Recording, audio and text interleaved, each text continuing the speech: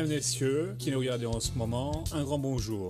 C'est une grande joie de partager avec vous le spectacle de la foi. Le spectacle de la foi, c'est une émission, comme nous l'avons déjà répété tous les jours, c'est une émission qui a pour intention de parler des principes par lesquels Dieu opère. Et Dieu opère avec des paroles, des expressions, avec ce qu'il a laissé pour nous par son testament. Et quel est le testament de Dieu? Que nous venions détruire l'œuvre du mal. Tout ce qui vole, tue et détruit ne provient pas de Dieu. Si quelqu'un vous a apporté une chose du genre « Dieu va porter la destruction pour enseigner une leçon », ce n'est pas vrai. La vérité, c'est que Dieu est amour, et là où il y a amour, il y a la paix.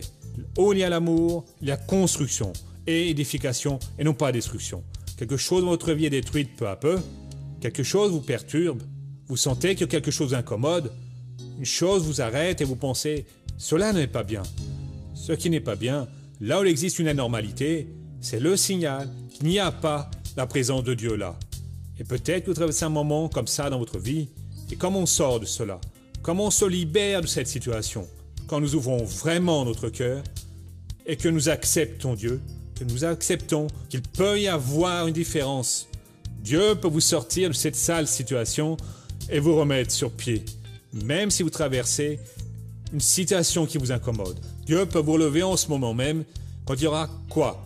Une attitude de changement, et une attitude de changement se démontre par l'action. L'action, c'est écouter Dieu. Ensuite, pratiquer la voix de Dieu, ce qu'il vous révèle.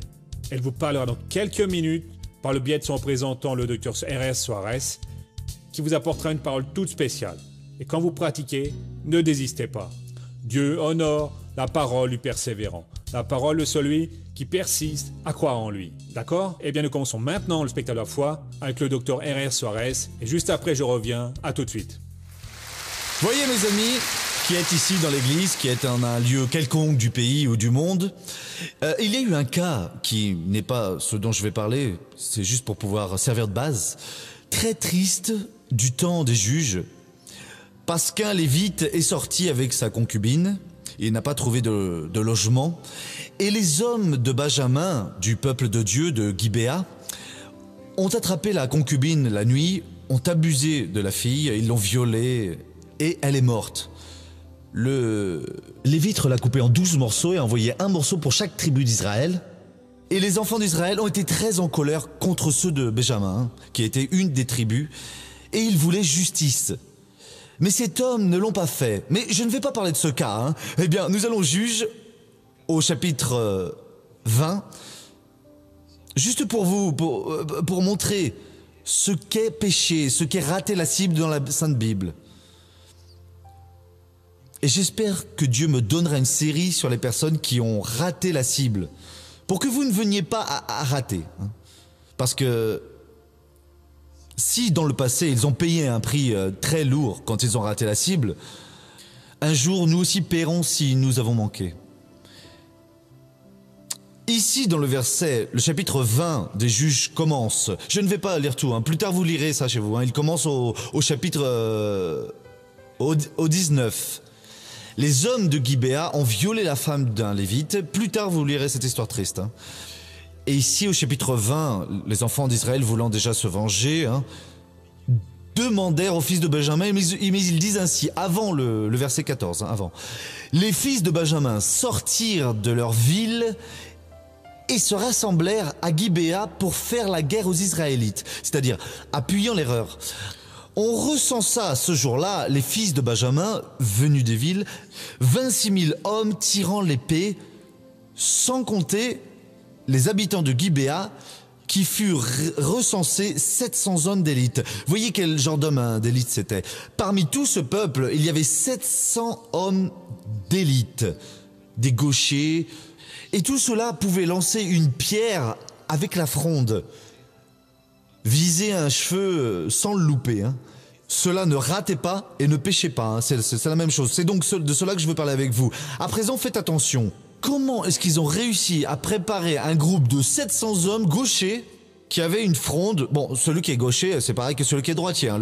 Bon, moi, avec la main droite, je ne fais rien. Hein. Je vais tout rater. Je ne veux même pas écrire mon nom.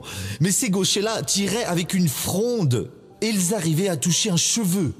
C'était des hommes terribles. Hein. Ils ne loupaient rien.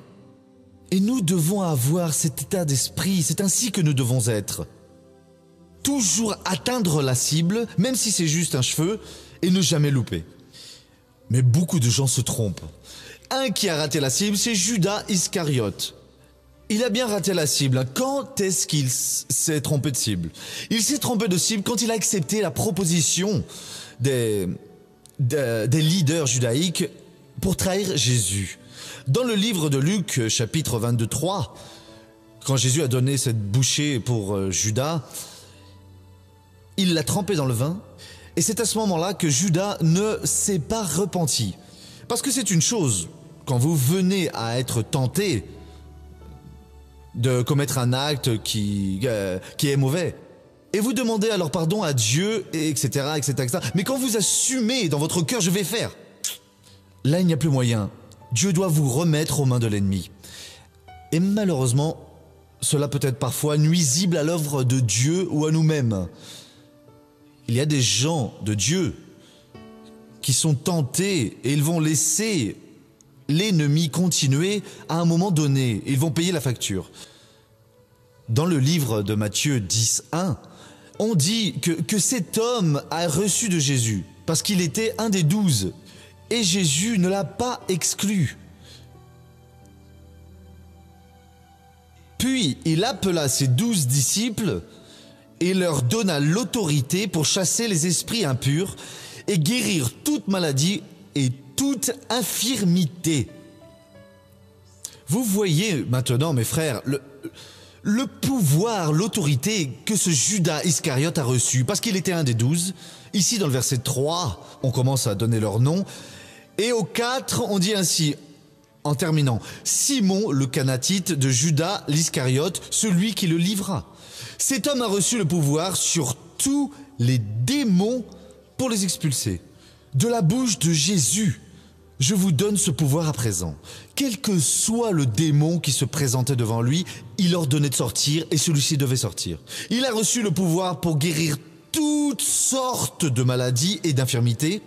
Combien ici aurait besoin d'une guérison aujourd'hui? Nous devons agir par la foi. Cet homme a reçu de la main de Jésus le pouvoir et l'autorité. Vous pouvez expulser au loin le démon, vous pouvez aussi expulser la maladie, qu'elle s'en ira. Mais cet homme a trahi Jésus. Il s'est trompé de cible et lui offert un misérable présent, une petite récompense, 30 pièces d'argent. Et l'homme va trahir le maître. Il aurait eu toute l'éternité et la richesse avec Jésus. Judas s'est trompé de cible. Mon frère, aujourd'hui, il y a des gens de Dieu se trompant de cible, pensant qu'ils sont importants, disant « dans mon cas, c'est différent, votre cas est pareil à n'importe quel autre cas ». Fuyez cela, faites comme Joseph d'Égypte, quand la femme de Potiphar a mis la main sur lui, il a laissé sa cape dans ses mains, il est parti en courant et il était là en prison pendant 2 ans, mais il n'est pas allé en enfer. Il vaut mieux passer jusqu'à 2 ans ou 20 ans en prison que de passer sa vie opprimé, que de passer l'éternité dans cette prison d'où vous n'allez jamais sortir. Là, il n'y aura jamais un ordre de libération dans cette prison de l'enfer éternel, où vous allez brûler avec le feu et le soufre. Cet homme ici, au chapitre, on a vu maintenant le 10, ouais, nous allons voir le chapitre 11, le verset 1. Lorsque Jésus eut achevé de donner ses ordres à ses 12 disciples, il partit de là. Jésus a donné des instructions, y compris à Judas. Il a entendu de la bouche de Jésus l'instruction. Voyez, c'est ainsi que l'on fait. Ne faites pas cela, il faut agir de cette façon. Il leur a donné la révélation complète et Judas va malgré cela trahir Jésus. Voyez dans Matthieu 20, verset 17, une autre belle parole ici. Tandis qu'il montait à Jérusalem, Jésus prit à part les 12 disciples et leur dit en chemin.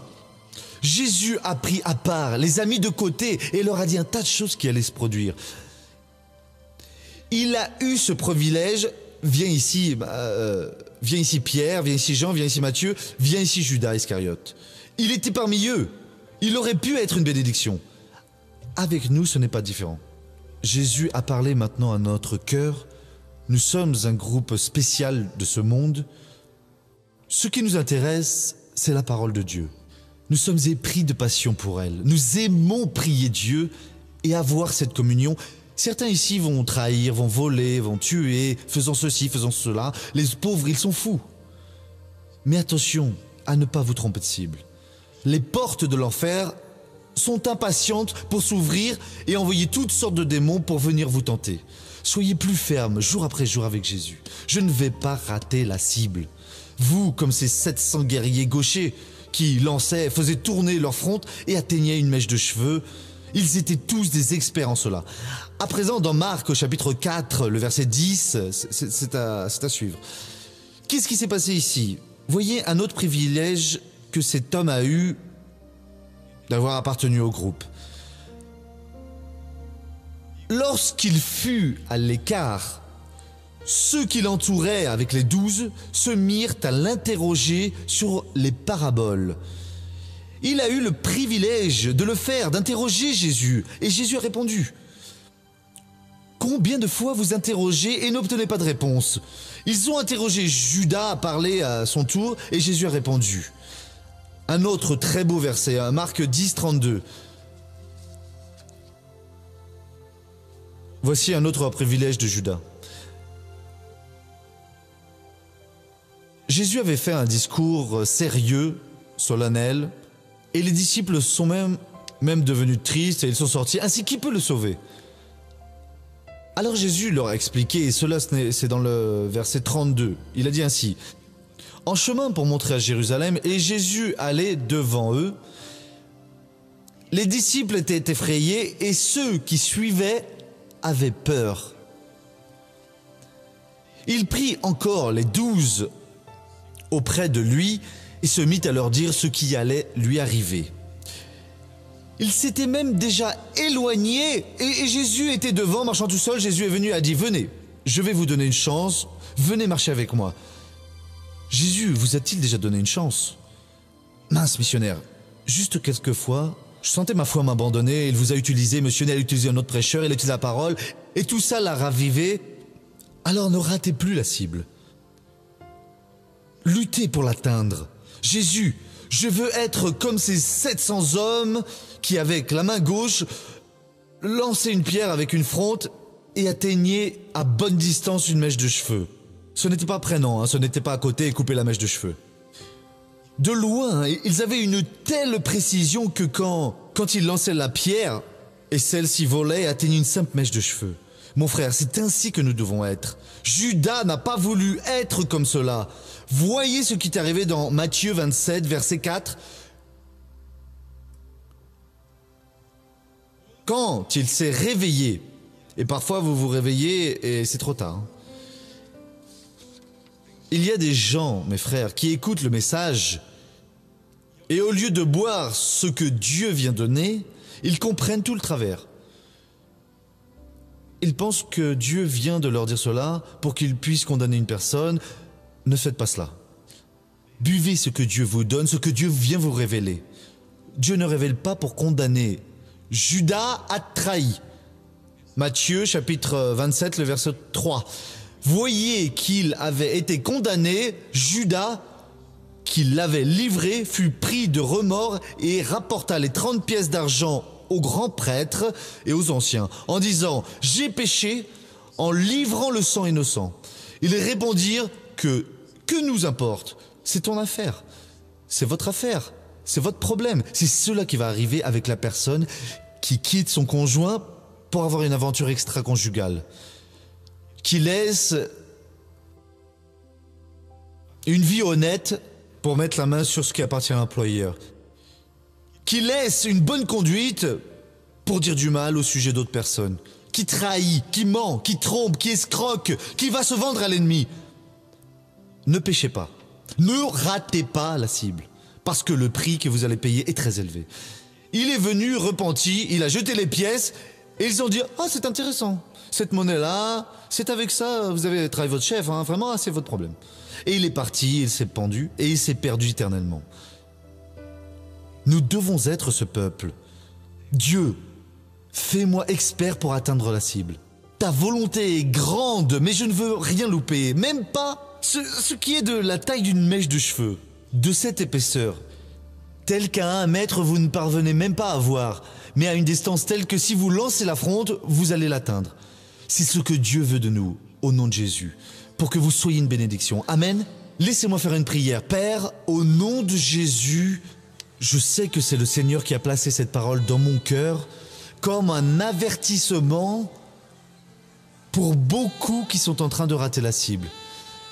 Et nous avons besoin, ô Dieu, d'être experts, comme ces 700 guerriers-là, de cette tribu rebelle de Benjamin.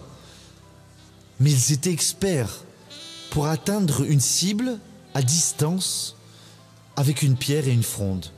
Et la cible, c'était une mèche de cheveux, Père. Père, que l'on reste à l'intérieur de ta volonté. Que le charme de personne ne vienne nous entourer. Que l'offre maligne d'un gain facile ne nous corrompe pas. Que nous puissions être fidèles jusqu'à la mort pour que nous recevions la couronne de la vie.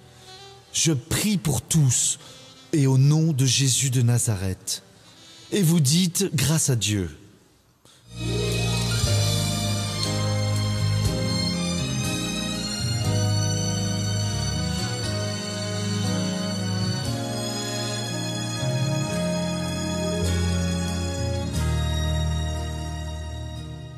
La ville de Natal, capitale du Rio Grande du Nord, est connue comme la ville du soleil, car c'est la ville brésilienne ayant le plus grand nombre de jours ensoleillés.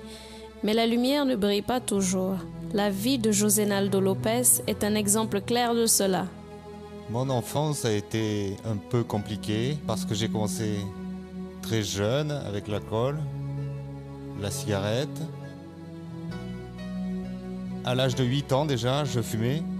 Je buvais, je prenais ce qui était dangereux, si bien que j'ai eu une enfance horrible. Et puis j'ai déniché un travail pour enfants, vous voyez, réservé aux enfants. Mais à cette époque, quand il n'y avait aucun travail, alors je vivais vraiment dans la rue, à jouer, faire ce qu'il ne faut pas faire. Et alors je volais. Quand je n'étais pas en prison, quand j'étais arrêté, c'était un soulagement pour le quartier, vous voyez. Partout où je suis passé, j'ai changé d'adresse. Je ne suis pas resté à Natal, je suis venu dans une autre ville. Et j'y suis resté, et après j'y suis retourné. Je restais à se faire ce va-et-vient, très court, des villes proches, près de la capitale. Alors je dormais vraiment au milieu de la rue, quand je n'étais pas interné. Je dormais au milieu de la rue. J'ai même dormi en auberge. Ils m'ont interné, mais moi je m'enfuyais, comprenez? Alors je restais dans la rue, je dormais dans n'importe quel endroit, que ce soit sous un pont ou dans un petit coin, je dormais. Josénaldo se met à travailler et quitte la rue, mais ne laisse pas les vices. Même après avoir constitué une famille, il souffre d'une rechute et retourne au crime. Je fumais beaucoup de cigarettes, c'est vrai. Et puis je buvais de la cachaça. J'ai commencé à voler à nouveau, sauf que j'ai jamais été pris ici. Ici, j'ai jamais été attrapé, je faisais toujours attention. Et alors, je volais des voitures avec mon beau-frère.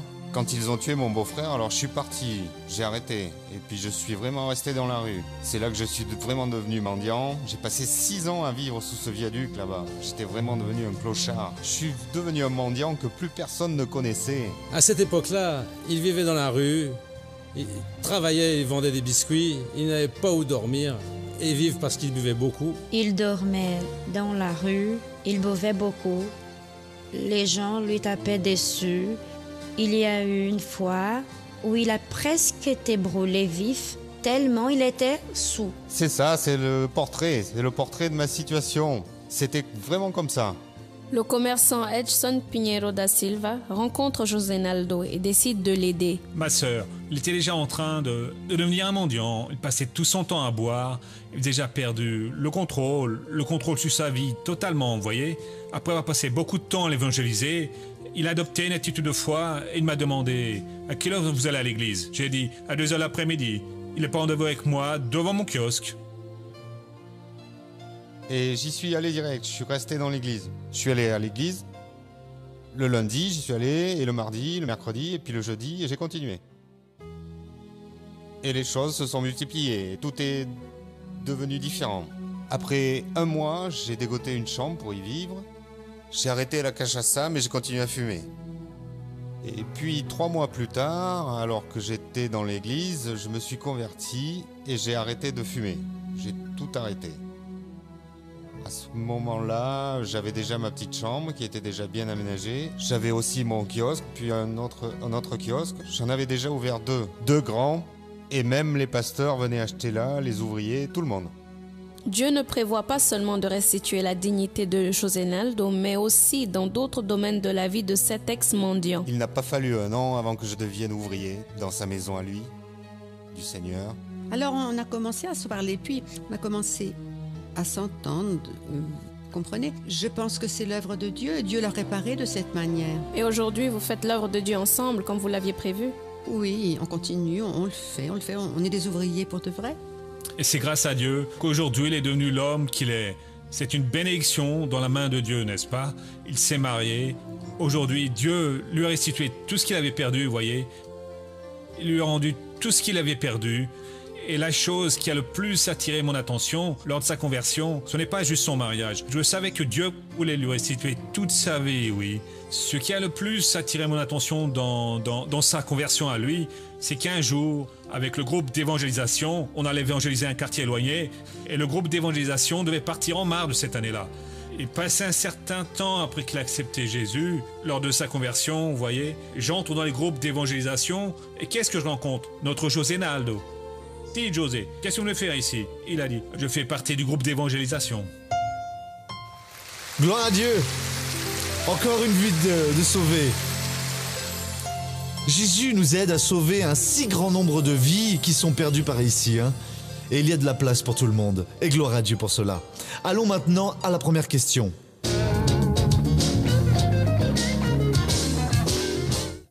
Missionnaire, puisque Dieu a du pouvoir, pourquoi est-ce qu'il ne détruit pas Satan? La question qu'il pose a du sens, parce que c'est être du mal. Le problème, c'est le suivant. Satan ne peut pas être détruit. Parce qu'il est de la même essence que Dieu. C'est un esprit. Nous aussi ne pouvons pas. Avec l'union d'un homme et d'une femme, nous avons le pouvoir de produire une nouvelle vie. Cette vie est plus qu'un simple corps. Et dire qu'il y a des pauvres gens qui tuent l'enfant dans le ventre de sa mère.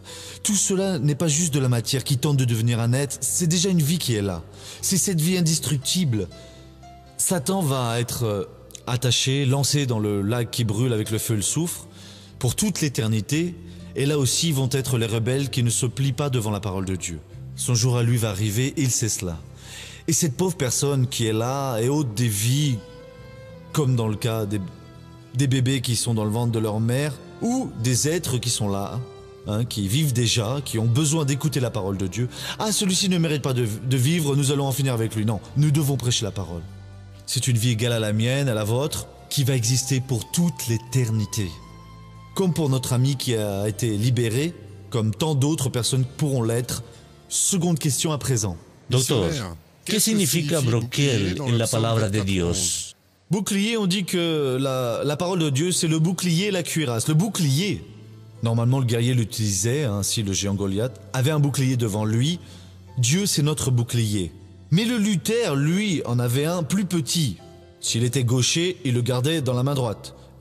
Et s'il était droitier, il le gardait dans la main gauche. Il tenait l'épée ici, et ce petit bouclier pour le protéger. Et donc la parole de Dieu, c'est ce bouclier qui nous protège de tout. Et dans notre lutte, il y a aussi la cuirasse pour que l'on puisse protéger au nom du Seigneur. À présent, laissez-moi faire une prière pour ceux qui sont chez eux. Mon Dieu, le culte aujourd'hui a été très fort, Père. Le Seigneur a parlé et parlé au fond des cœurs. Je veux être comme un de ces 700 de Benjamin, Père, qui lançait des pierres avec la fronde à grande distance et qui ne ratait pas une mèche de cheveux.